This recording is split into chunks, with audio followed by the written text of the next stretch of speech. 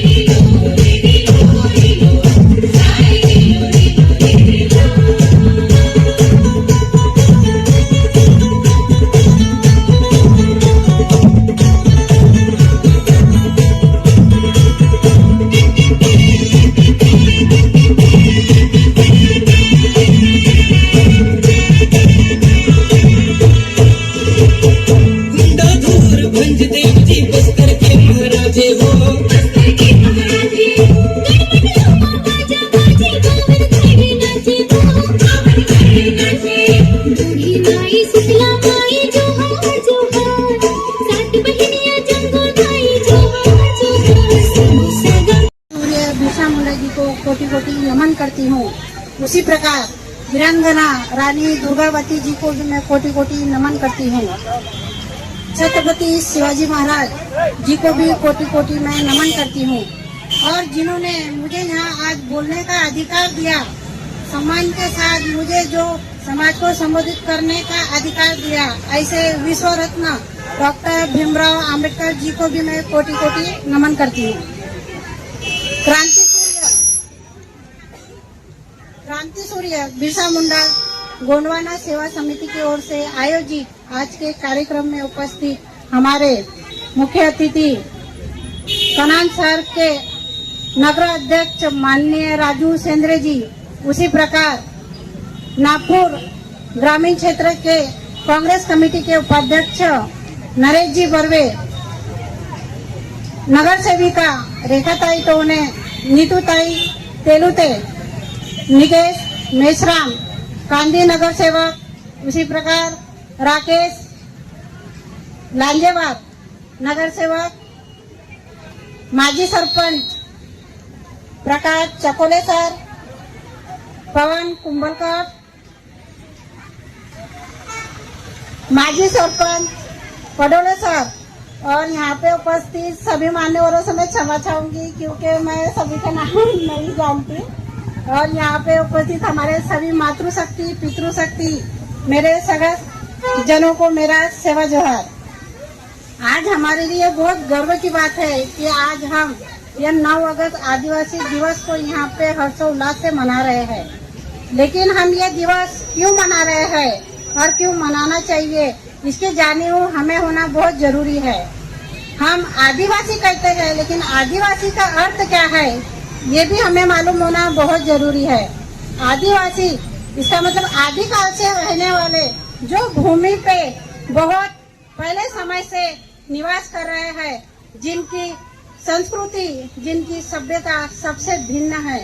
हमारे पूरे भारत हमारे विश्व में 700 से अधिक भिन्न भिन्न जातियां हैं, जिन्हें हम जनजाति कहकर संबोधित करते हैं, जिसको हमारे संविधान में अनुच्छेद 342 में अनुसूचित जनजाति यानी साइबर करके हमें संबोधित किया गया है। क्योंकि हमारे आदिवासी समाज में 700 से अधिक जो जनजातियां हैं उसे हम अलग अलग अनुवाद नहीं कर सकते, इसलिए हमें संविधान ने ये अनुसूचित जनजाति करके हमें मानव अधिकार के साथ में ये हमें सम्मान दिया है। राष्ट्रीय संघ, राष्ट्रीय संयुक्त संघ, जिसमें 193 देशों का समावेश होता है, उन्होंने आदिवासी समुदाय का चिंतन करते हुए सर्वप्रथम जिनेवा में उन्होंने बैठक लिया।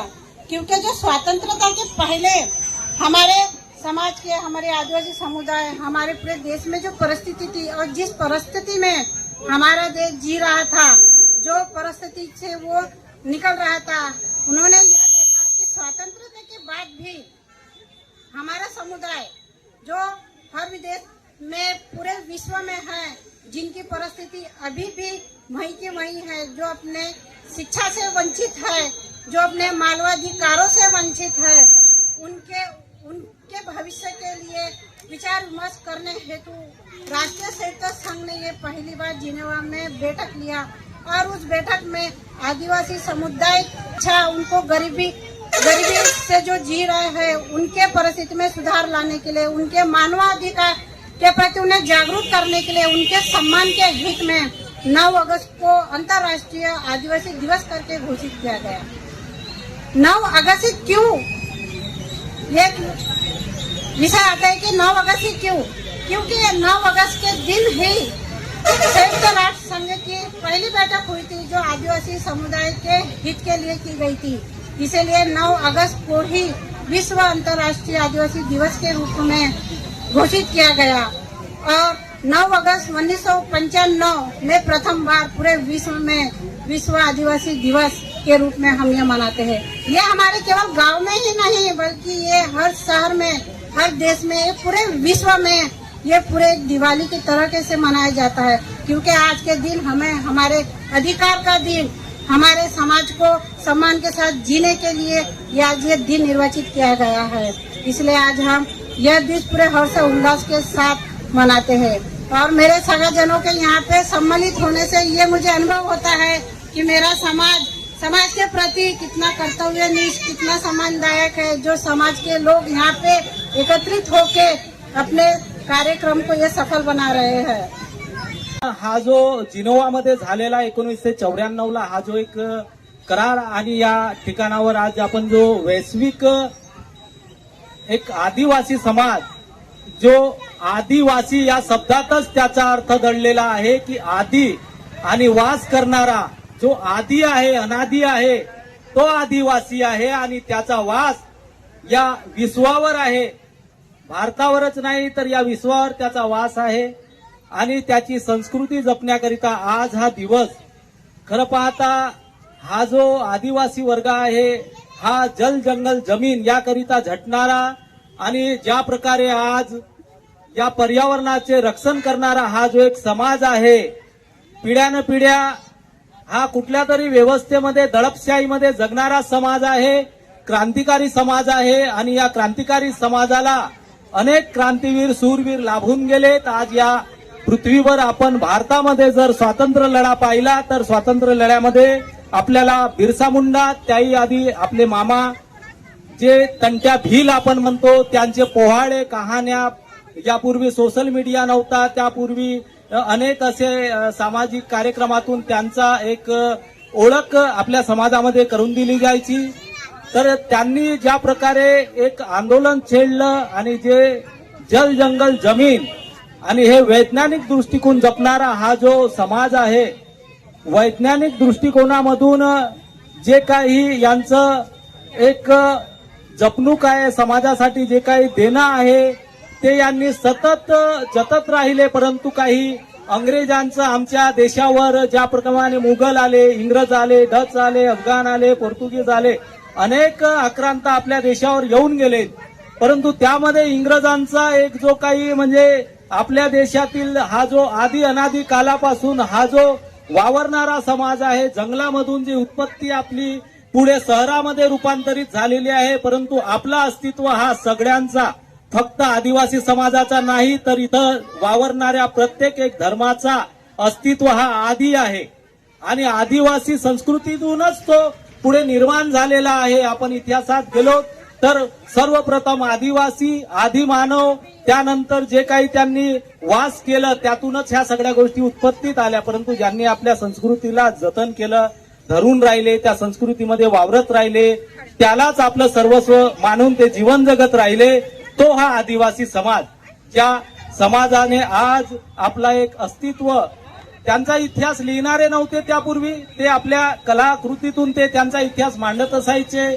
चित्रकला झाली, त्यांची गायन कला झाली। आज आपण कुठेही जर दर्शवायचं झालं भारताचं अस्तित्व, जर कुठेही विश्वपटलावर मांडायचं झालं तर आपण सर्वप्रथम आदिवासींचे नृत्य मांडतो, आदिवासींचं जे काही म्हणजे आपल्या भारताचं अस्तित्व आहे ते स्वागत या रूपाने मोठ्या मोठ्या कार्यक्रमात 26 जानेवारी, 15 ऑगस्ट, प्रधानमंत्री, अजून काही जे काही देशामध्ये थोर महान लोक आहेत त्यांचे काही कार्यक्रम, तर आपण एक आपली ओळख देत असताना या समाजाला पुढाकार पुढे मांडतो। परंतु ज्या प्रकारे बिरसा मुंडा यांनी जो क्रांतीचा लढा उभारला, हा जागतिक दिवस, विश्व आदिवासी दिवस आपण इथे साजरा करतोय. इथेच नव्हे तर संपूर्ण देशात, पूर्ण जगभरात आपण हा दिवस साजरा करतोय. खरं जर पाहिलं तर आदिवासी समाज हा समाज आपण बघतोय, आपण त्यांचं सर्व हे अनुभव घेतो आहे. असा हा समाज आणि ह्या कढाण परिसरामध्ये प्रामुख्याने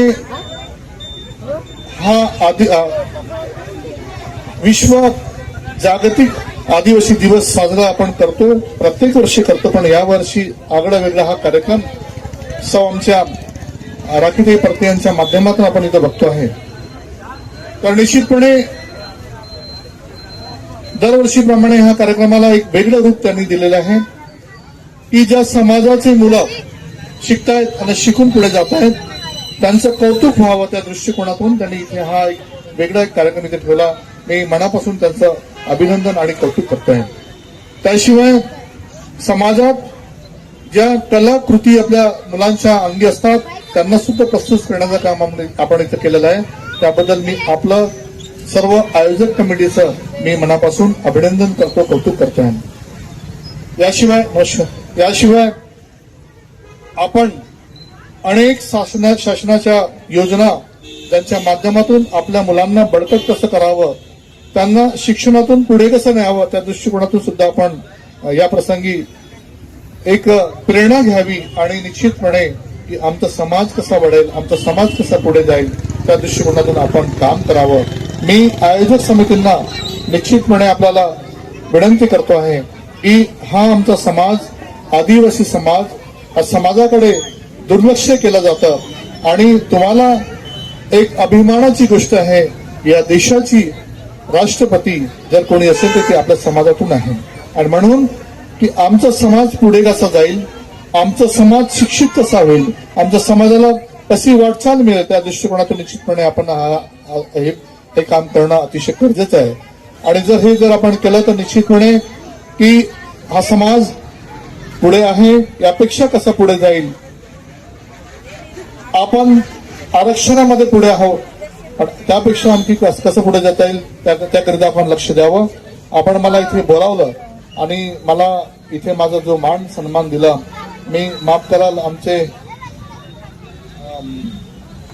अतिशय बाकी सर्व ज्येष्ठ मंडळी इथे उपस्थित होते, सर्वांचं नाव कळू शकलो नाही.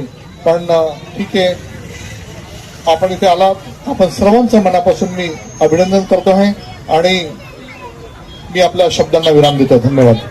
चराचरास वास करणारी भारत माता म्हणून एक नारा लावूया. भारत माता की, भारत माता की, वंदे वंदे. संपूर्ण महाराष्ट्राला ज्यांनी पुणून काढलं असे छत्रपती शिवाजी महाराज, ज्यांच्या लिखाणावर पूर्ण देश चालतो. संविधानाचे जे रचिते बाबासाहेब आंबेडकर, राणी दुर्गावती, आज ज्यांची हा कार्यक्रम आयोजित करण्यात आलेला आहे 9 ऑगस्ट. आज या आंबेडकर चौकामध्ये जो पुण्यतिथीचा कार्यक्रम आहे, त्यांचं आपल्याला माहीतच असेल की आदिवासी समाज आणि तसेच इतर समाजाला जो वारसा लाभलेला आहे त्याबद्दल मी सगळ्याला सांगणारच आहो. आणि इथे उपस्थित या कार्यक्रमाला प्रामुख्याने माझे मोठे बंधू नरेशभाऊ बर्वे, तसेच इथे उपस्थित नगरसेविका राखीताई परते, तेलोते मॅडम आणि कांद्रीचे नगरसेवक मेश्राम भाऊ व तसेच त्यांच्यासोबत त्यांच्या सहयोगी नगरसेविका परते मॅडम. आणि हा जो कार्यक्रम आयोजित केलेला आहे अशा आमच्या सोबत माजी नगरसेविका राखीताई परथे आणि या कार्यक्रमाला आवर्जून उपस्थित आहे चंद्रशेखरजी पडोळे, पावणे भाऊ, माटे भाऊ, वाघरे भाऊ आणि चांदूरकरजी, टेकामजी आणि आदरणीय मंच. कारण जेव्हा कार्यक्रमाला सुरुवात झाली होती तर या मंचकावर जागा नव्हती, परंतु असं झालं की अध्यक्षीय भाषण म्हणून मला थांबावंच लागलं आणि संपूर्ण कार्यक्रम पाहायला मिळाला. त्याबद्दल मी त्या टीमचं खरंच धन्यवाद करतो. आज आपल्याला माहीतच असेल, सगळ्यांनी आपल्या परी आपल्या भाषणातून आदिवासी या शब्दाचं स्वरूप सांगितलेलंच आहे. आधी म्हणजे पूर्वीपासून आणि या समाजावर जे वारसा आहे तोच खरा आदिवासी. आज कनाड नगरीमध्ये आंबेडकर चौकामध्ये हा जो कार्यक्रम घेण्यात आला आणि 9 तारीख हा एक संदेश देण्याचं काम या समाजातर्फे करण्यात आले आणि धरती आबा या नावाने बिरसा मुंडा यांना त्यावेळेस ओळखायचे. बिरसा मुंडा जेव्हा आपल्या समाजासाठी संघर्ष केला त्यावेळी शिक्षणाची खूप गरज होती. बिरसा मुंडा चा जन्म 15 नोव्हेंबर 1875 त्यावेळेसचा काळ आणि त्यांनी त्यावेळेस शिक्षण घेतलं आपल्या मामाकडे. शिक्षण झाल्यानंतर ते उच्च शिक्षणासाठी जेव्हा गेले तर त्यांना आपला धर्म परिवर्तन करावा लागला. पण ज्यावेळेस ते शिक्षण घेत होते, शिक्षण घेता त्यांना कळलं की मी जे आज धर्म परिवर्तन केलं, परंतु मी माझ्या समाजाला आणि माझा समाज आणि त्यांनी मधातच आपलं शिक्षण सोडलं आणि ते परत आले. आणि एक संघर्षाची लढाई आज कोणताही समाज असो, जोपर्यंत आपण समाजात संघर्ष करणार नाही, जोपर्यंत आपण समाजाला मार्ग दाखवणार नाही, तोपर्यंत कोणताच समाज सामोर जात नाही. तो छोटा असो की मोठा असो, परंतु समाज अगर सामोर न्यायचा असेल तर शिक्षण खूप आवश्यक आहे. आपल्याला मेजराम भाऊनी सांगितलं, शिक्षण हे वाघिणीचं दूध आहे. खरंच तुम्ही जेवढं शिकाल तेवढं घडाल आणि तेवढंच गुरगुरणार. कारण आज अशी परिस्थिती निर्माण झालेली आहे की ज्या माध्यमातून आपण या समाजात राहतो, वावरतो, पण तो कसं वावरायचं, कसं जगायचं आणि या जो वावरणारा समाज आहे याच्यासोबत कशी मात द्यायची हे शिक्षणातूनच आपल्याला कळते. म्हणून मी सगळ्या समाज बांधवांना हे सांगू इच्छितो की शिकाल तरच काही आपण समाजासाठी करू शकतो. म्हणून शिक्षण हे वाघिणीचं दूध आहे. जेव्हा म्हणतो आपण तर जेव्हा आपण समाजाबद्दल 2 शब्द समाजाला आपण सांगतो आणि समाज घडवतो, तर म्हणून शिक्षण हे खूप महत्वाचं आहे. आज इथे हा कार्यक्रम घेतला त्याबद्दल मी संदीप भाऊ परते आणि सलामे भाऊ यांचाही खूप खूप धन्यवाद करतो. आणि त्यांनी ज्या पद्धतीचं कार्यक्रमाचं नियोजन केलं त्यांच्या पूर्ण टीमचंही माझ्यातर्फे, माझ्या परिवारातर्फे आणि माझ्या पक्षातर्फे मी खरंच त्यांचं खूप खूप धन्यवाद करतो. मला इथे बोलवलं, माझे 2 शब्द तुम्ही ऐकून घेतले त्याबद्दल तुमचंही धन्यवाद. जय भीम, जय सेवा.